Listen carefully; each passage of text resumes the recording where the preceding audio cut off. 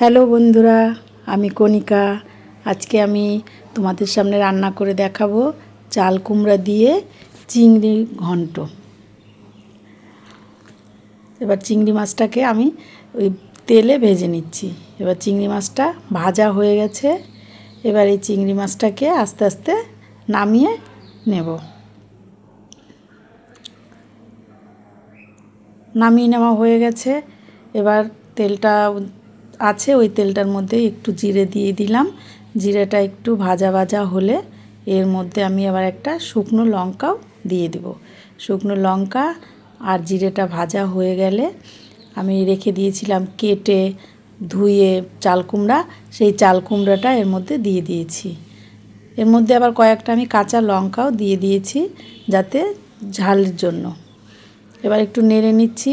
নেড়ে নিয়ে এর মধ্যে দিয়ে দিলাম লবণ, আর এর মধ্যে এবার দিয়ে দিব আমি হলুদ।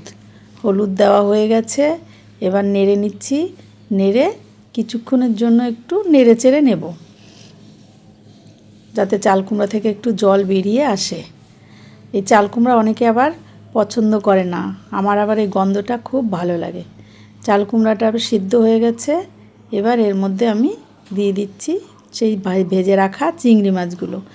আমার একটা ছোট্ট একটা মাথা ছিল, ভাবলাম মাথা এত ছোটো মাথা দিয়ে কী করবো, তো এই মাথাটাও চাল কুমড়ার মধ্যে দিয়ে দিই, তার জন্য দিয়ে দিলাম।